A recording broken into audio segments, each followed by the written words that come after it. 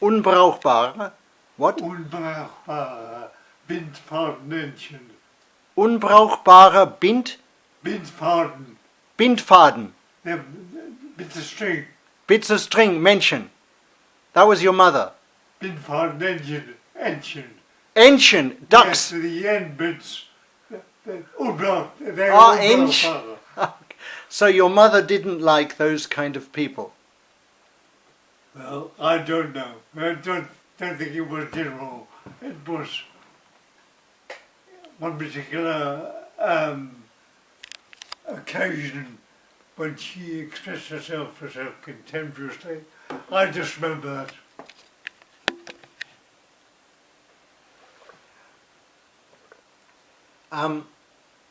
Where were you born?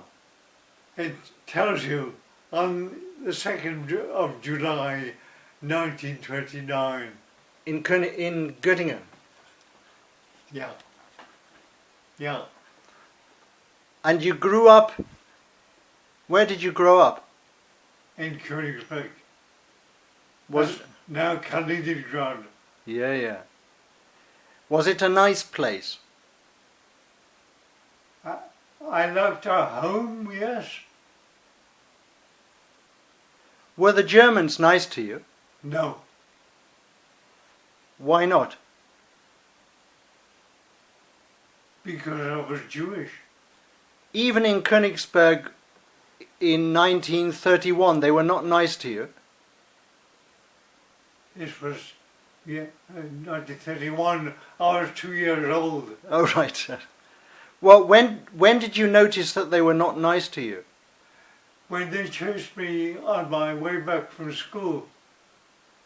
Every day? No. Did they catch you? No.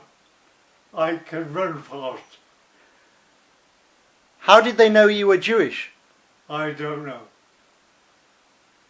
It just happened. I only remember one occasion. I don't think it happened a lot.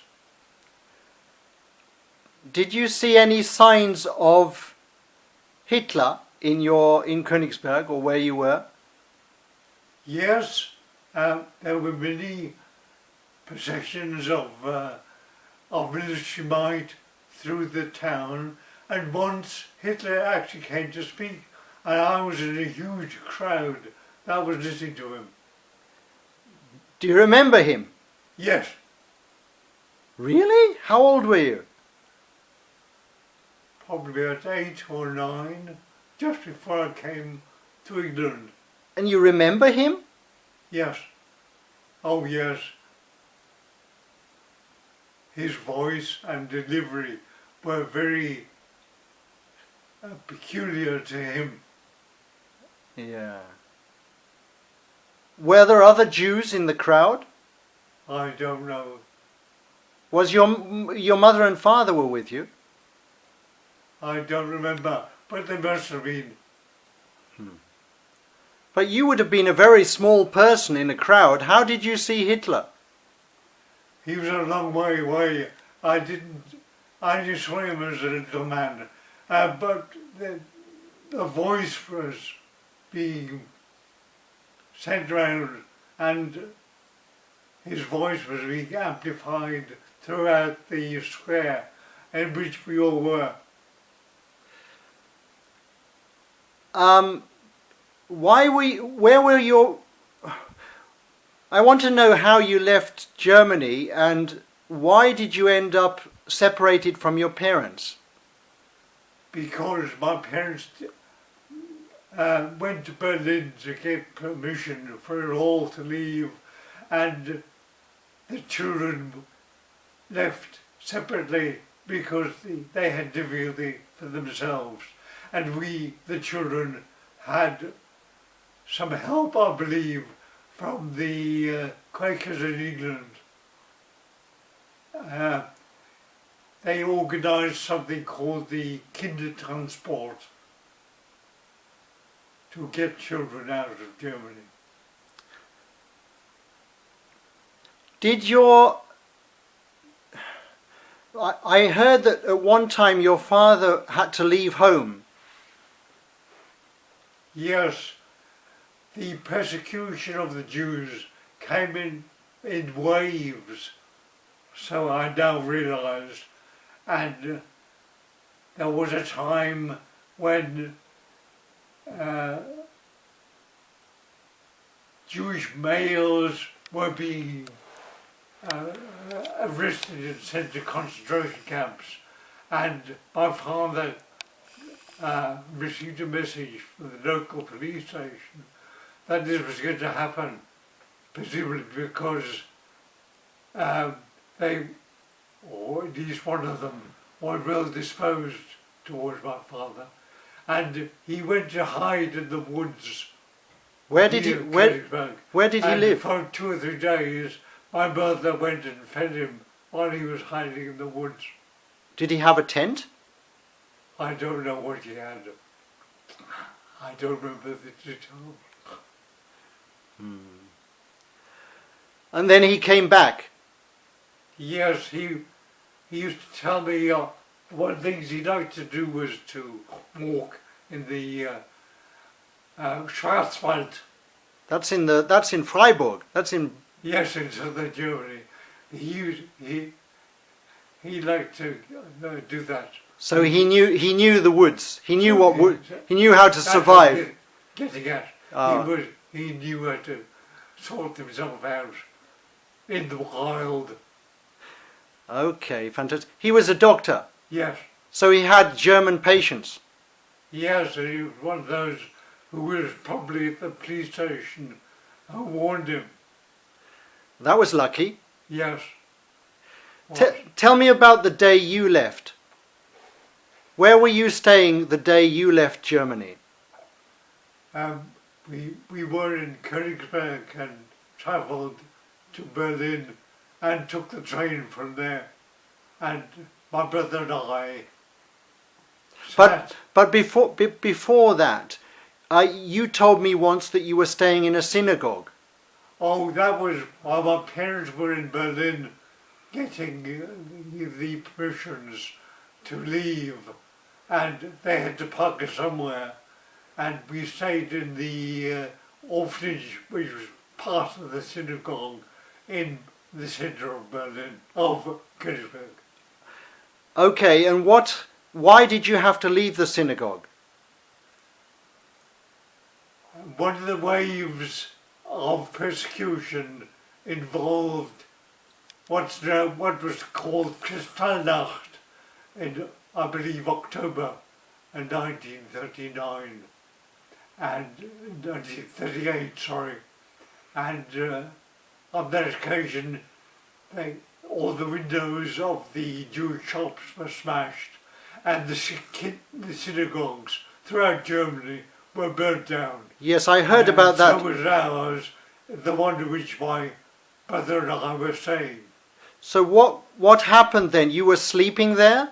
Yes, and initially the doors were locked and kept locked because the Hitler Youth who were burning down the synagogue would not allow the children to escape.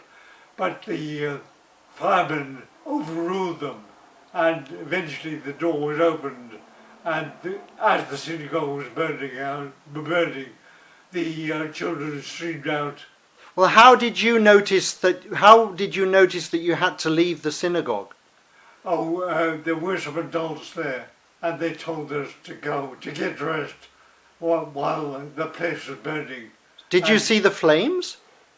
Yes, the banister was already alight. The banisters were alight? Well, there was, I remember seeing burning debris coming past the window of the orphanage. We were in an upstairs room, and the banisters were already alight when we went down. Okay, so there was a lot of smoke. I don't remember about that. And then you ran out of the door? Yes. Where was your brother? My brother joined the adults who were collecting them. But I and a friend of mine missed all that, and we ran out into the dark in Königsberg. And then what did you do? We went to... Now, what did you do after that? You ran across the town? Yes. And when I looked back, I saw the flames illuminating the cross, the sign, which was the Mogen David. Ah, the Davidstern. The Davidstern, the Star of David. Yes. What did you call it? Morgan David. Ah, Morgan David, yes. Morgan David, yes. The Hebrew Yes. term. Yes. And so you turned back and you saw this, and then you kept running? Yes, we went to this. Were you scared? I don't remember.